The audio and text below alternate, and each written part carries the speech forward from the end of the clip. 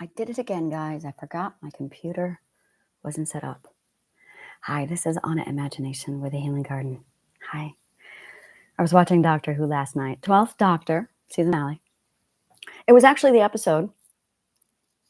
It was the last episode with Bill Potts. It was the last two, not the actual finale. It's a two-part episode. I'm going to get this out, guys. Bear with me. So it's a two-part episode. When he loses Bill Potts, they are next to a black hole, and the spaceship is 400 miles long. Interesting that they said miles when they were in England, but 400 miles long. Now, at the top of the spaceship where the Doctor first arrives, the time moves exactly like we are moving in the same dimension. But on the bottom floors, time is much slower down there. So even though Bill Potts is taken and she's put on the bottom, the Doctor, it's a mere seconds, like a total of 10 minutes. But for Bill, like 5-10 years has passed. So I'm watching this, and it's got the black hole is there, and they're talking about time, they're talking about gravity, and we're watching this massive. The closer you get to the black hole, the faster time speeds up.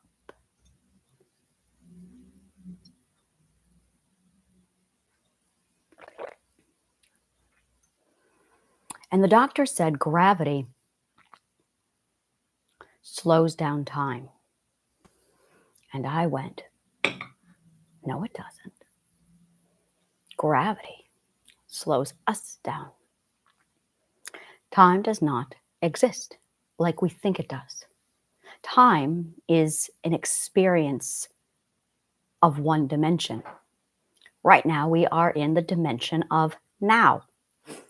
Past dimension are dimensions that were, and future dimensions are the dimensions that are still there, living now. We just haven't gotten to them yet because gravity is holding us down, keeping us in the now dimension. I talk about dimension walking, and it occurred to me about 2 minutes ago that what I'm actually talking about is time travel. There is only one thing that is faster than the speed of light: the human mind. The more I go into my research, the faster it is that I'm thinking, to the point where I can't keep up with it, which is why I'm podcasting, is because I was writing it all out, and it got to the point where my thoughts were happening faster than I can type. I need to clarify. I type about 180 words a minute. So when I'm typing away, when I'm really in the zone and I'm typing and I am like focused, my hands are flying. It's not as impressive as you think. I've been a piano player since I was 4. So you hand me a keyboard, and if I can crank out Tchaikovsky and Beethoven, I can crank out 180 words a minute. It's not a big deal. That being said, yeah, pianists can type a lot faster than regular people, than muggles. There you go. I like that better. Muggles, than non-piano player people. So it's not impressive. That being said, I'm looking at it going, interesting. So my brain's going so fast, my fingers can't keep up with it. So I will get into one of these podcasts, and there are days when I first started, my mouth could barely keep up. Well, now my mouth is keeping up, and my communication in my head is going faster. The communication in my mind is articulating out to my mouth, and it's going faster and faster and faster. It's now getting to a point where my brain is going faster than my mouth can keep up. And that's after I mastered articulation. And it's still going faster, and I can feel it. It's actually one of my biggest fears, is that it's going faster. And at one point, I had the thought, I never articulated this, it's going to get to a point where in order for me to download information as quickly as it's coming in, I'm going to require ESP. I'm going to require to hook up with someone else's brain and just think the thoughts to them so they can receive them at the same time, because I can't keep up with this. My brain is going that fast, and it's going to go faster. And I'm looking at it going, if a dimension is just our imagination being projected into the future that we have not yet arrived at, and gravity is holding us here in the present now, but our minds are going 1,000,000 miles a minute, and they are speeding up and going faster. And if our thoughts can go faster,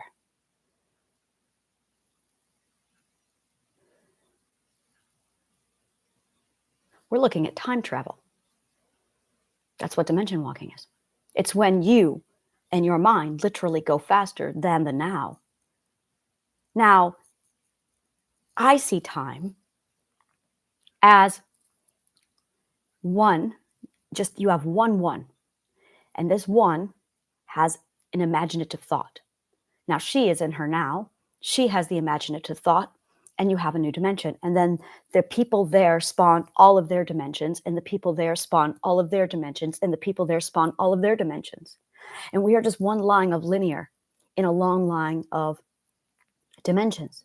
Now, there is a parent dimension, and then there is all of the parent of why is there no word for the offspring? Why doesn't the offspring creation?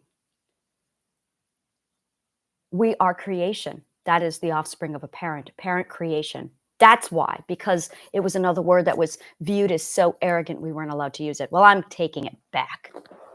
You want to talk about taking words back for themselves? I'm taking it back. I am taking the word arrogant and conceit and spoiled and selfish, and I'm going to become all of these things, and so do you. Take those words back, because that is where authority lies. That is where this power lies. Now, here's the thing. I am creation, and so are you. We all are literally creation. A child is an age. Child and adult. The opposite of child is not parent. The opposite of child is adult. So you have adult and you have child. Child means immature, ungrown, unripe. And adult means ripe. Adult means matured. Adult means grown. So what's the opposite of parent? Creation. So we're talking about creation here.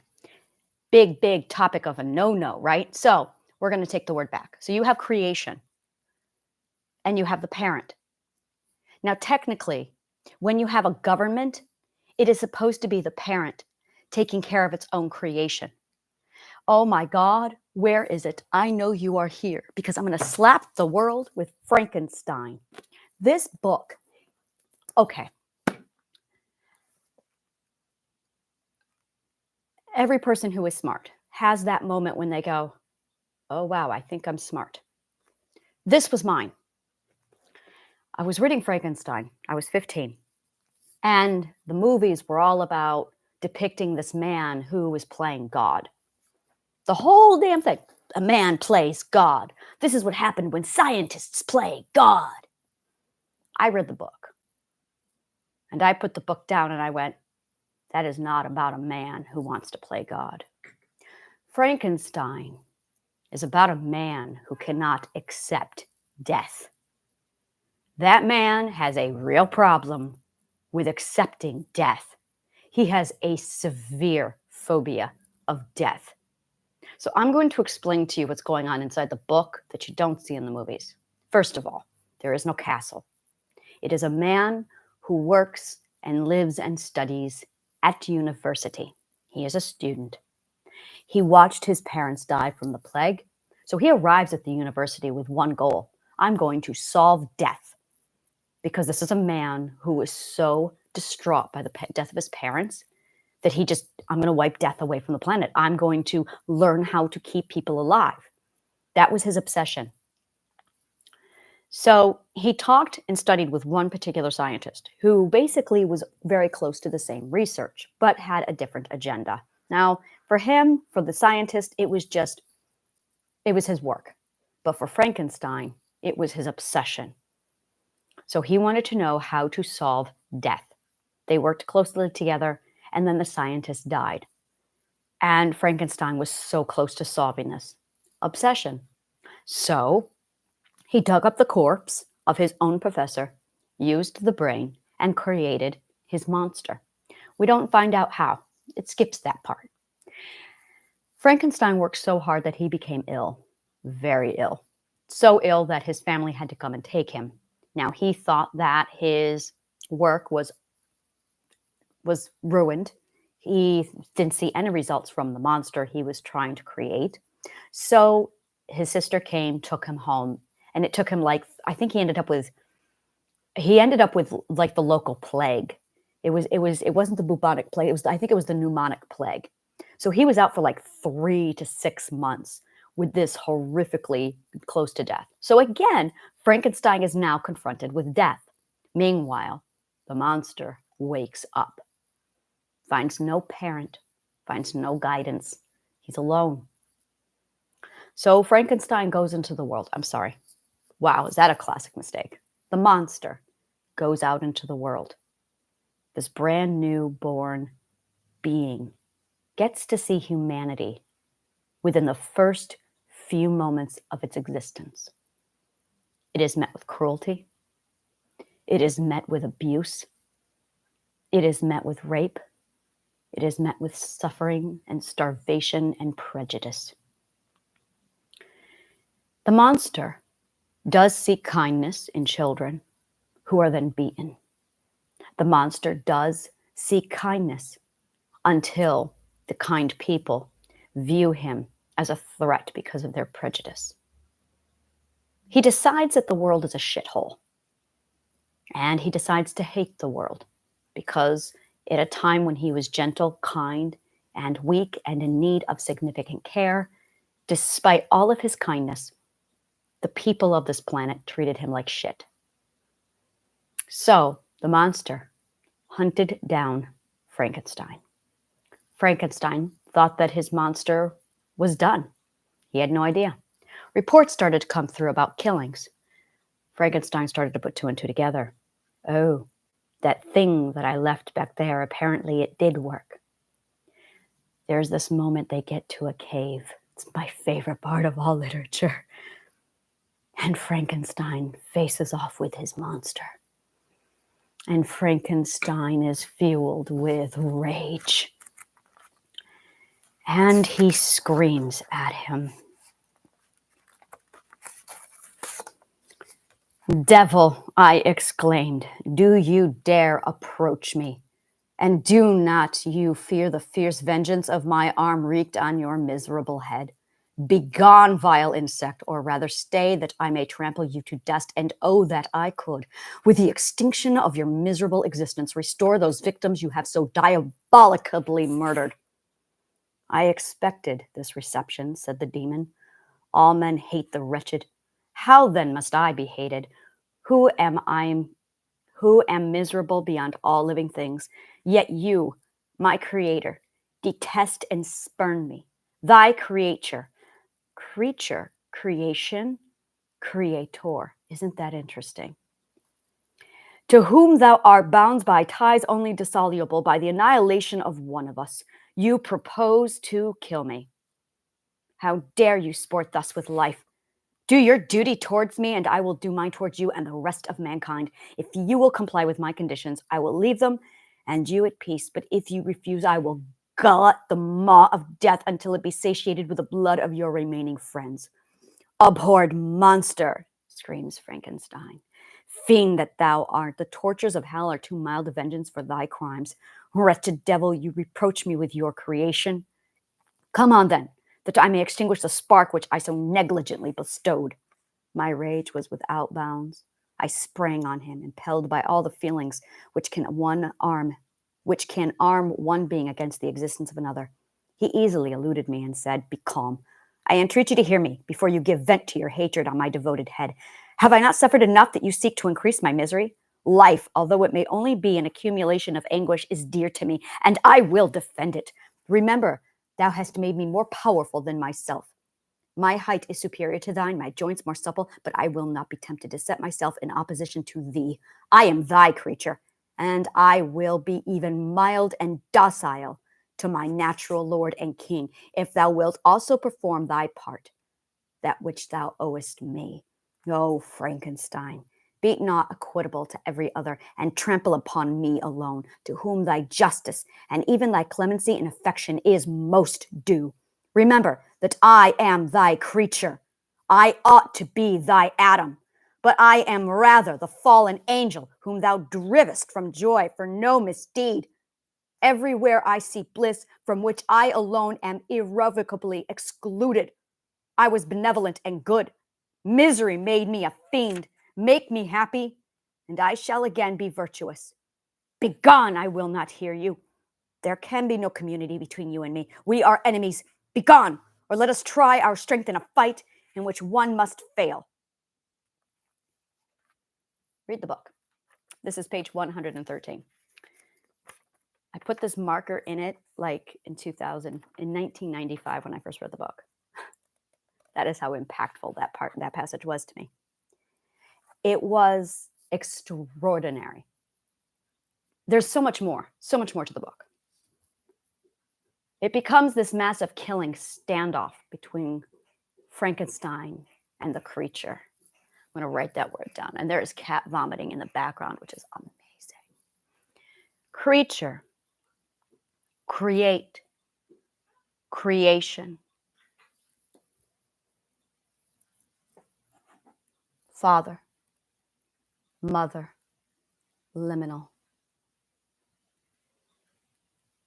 Creature, create, creation. That is our name. We are not children. That is an age. We are creation.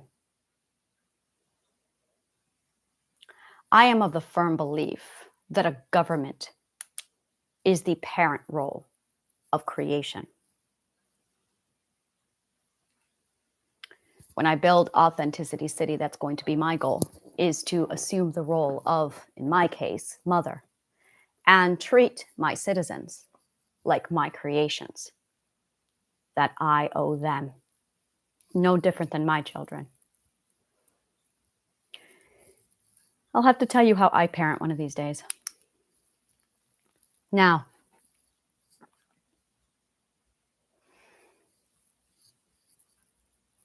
so what I see is every dimension is literally a creation of our own imagination. Every future reality that comes to us is actually us walking into it. Every moment that passes, every click on the talk, every second that breathes, we are walking forward at a designated pace. It's not time that is moving as we are stagnant. We are moving through time. But we are only doing it as fast as we can think as a whole. I meant it when I said we can never walk alone. We are in this dimension together. We can only ever be walking together. Now, I believe we can pass into any other dimension that we desire once we figure out how, once we figure out the pacing, once we figure out the speed. And I believe you do require your own molecule to attend to you. That part I can't figure out yet. Do I need my molecular family? Yesterday, my partner confirmed. It was out of the blue and unprodded. Just randomly, he said, I will always be here. I am home. And I went, wow, I can suddenly walk among dimensions and I'll always know where my point of return is. Point of return is relativity. I love that. That one is like, yay, point of relativity. It's because when you're a dimension walker, you need to know where you belong. You want me to ruin Back to the Future for you? A date like 1985 is not a point of relativity. It is absolutely irrelevant because it doesn't tell you which dimension you're in, which is why they got lost, which is why they got confused, because they were in a parallel universe.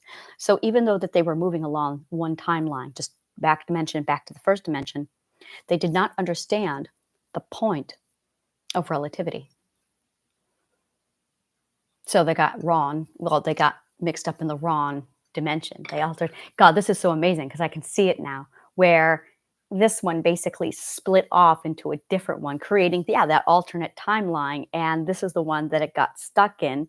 But they're assuming that there wasn't another, this is so Rick and Morty, they are assuming that there wasn't another dimension where that exchange never did take place. So technically, they would have been able to return to their own timeline without any kind of a problem. And in point of fact, when they went back and they made the exchange at that particular point in time, which dimension was it?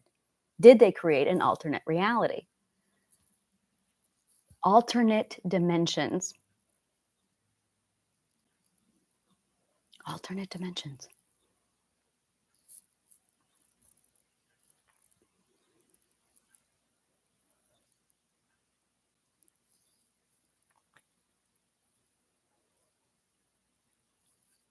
I believe a dimension is 100% what we imagine, which is what manifestation is. It's the creation of dimension. And in that dimension, we can literally create whoever we want, whatever we want, just by imagining them. And we set the scene. It has to go somewhere. You cannot produce an energy and have it go nowhere. You can't burst imagination into existence and then it just dissolves and goes nowhere. That is not how energy works. Whenever we have an epiphany, there's an actual chemical reaction that takes place in our head. Certain chemicals and hormones are released at certain points in time so that it bursts forth. That creates energy. It goes somewhere. It doesn't just vanish into thin air. There is no such thing as thin air. There is no such thing as space. My favorite moment in all of this is when I looked up at space and I realized that there's a lot of traffic up there, but not in this dimension. In future dimensions, I can see all of the different traffic. I can see the entire city of dimensions up there, moving, exchanging. It's a massive, it's not empty. We just can't see it because we are in the now. But in the future, oh, it's going to be there. And there's so much, it's already there now. You're stuck in the now dimension. Once you get into the future dimension, you're going to see it. It's extraordinary. It's not empty space. There's no such thing as empty space. Right next to you right now is another dimension from a different time that you can't see. Time and dimension are the same thing. You're the only one that's moving. That is evolution, which is why when you don't move, when you don't grow, when you don't evolve, you get held back and you get stunted, which is why it hurts so much, is because we have to walk and pass through the dimensions. But if we're not moving through the dimensions because we've stunted our own evolutional growth, it's going to hurt us real bad. And we're dragging around archaic ideas that are over 2,000 years old, and we have got to let them go because they're holding us back. We really need to redefine our relationship with authority and creation. So the author imagines and through imagination creates, and you are just the figment of somebody else's imagination. Our Father, our parent, is the universe. She is our mother. She is our universe. And this is really important, guys. She's living. She's sentient. She is exactly like us, except she's bigger. Much, much bigger. So big. Brownie points if you know what that's from. She's really big. And we've been shitting on her. We've been abusing her. And she takes care of us using a basic karma bank of negative and positive energy charge.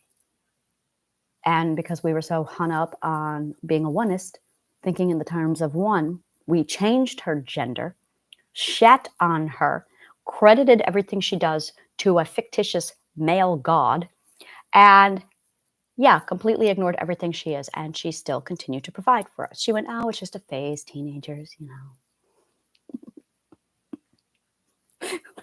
That's my favorite part. They say in manifestation that when you are grateful, that gratitude opens the floods of manifestation. When you reach the point of gratitude that they are referring to, it is when you finally look at the universe and you go, oh, you are the father. Well, you are the parent to this creation. That is my mommy and daddy. Where did you come from? Interesting.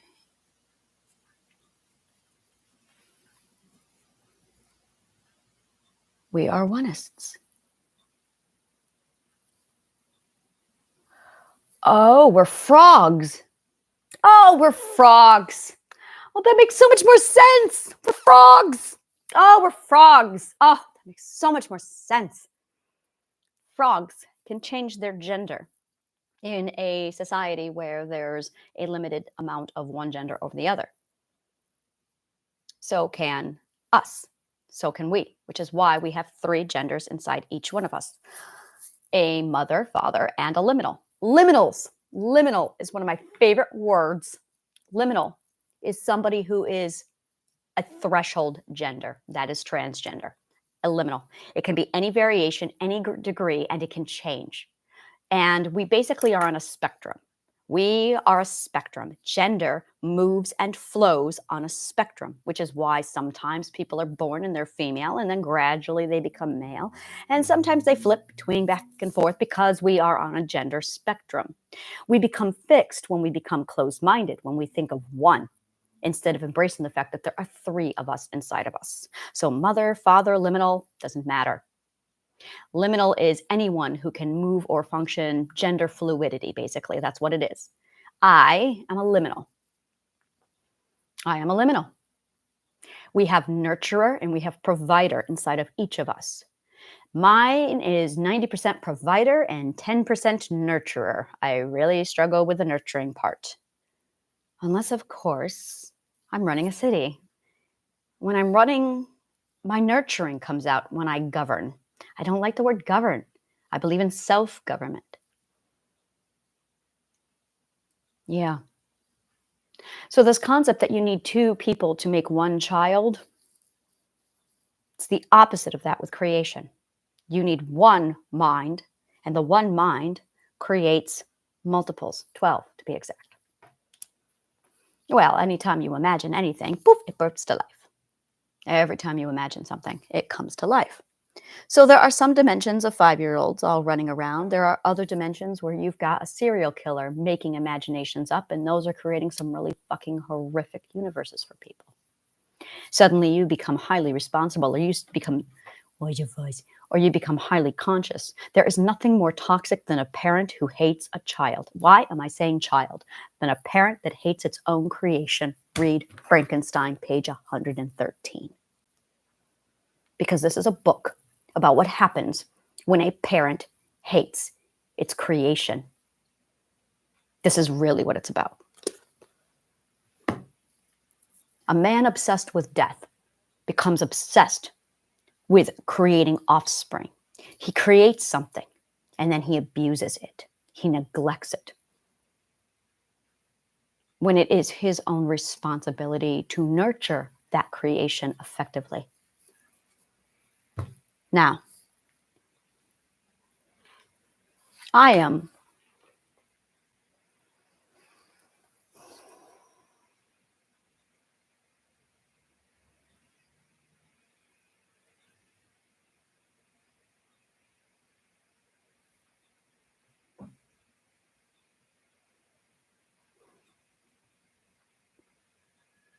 so every time I pray, every time I look to her,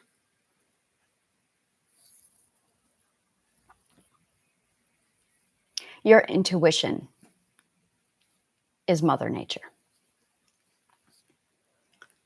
Your intuition is her.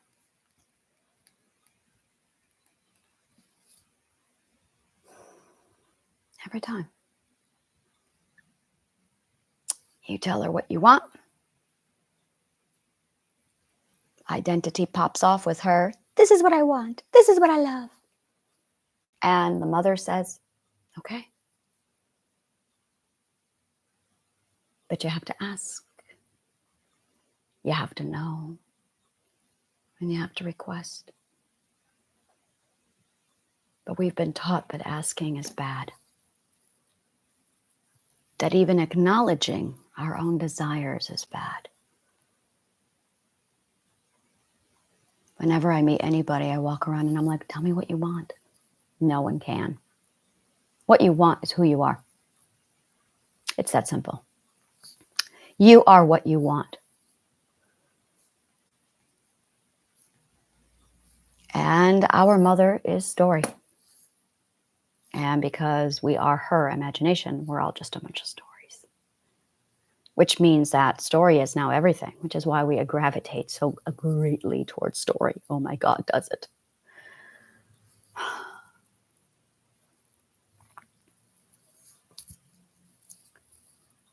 Oh, I'm so tired.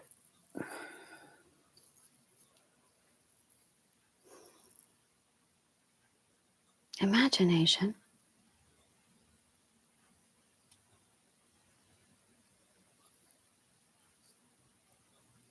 Imagination is just pure energy.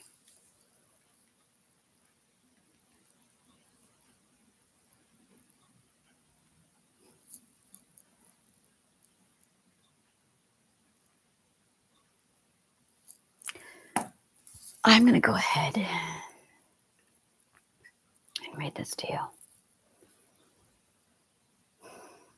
because I think I need to just really solidify this with myself over and over again. Repetition.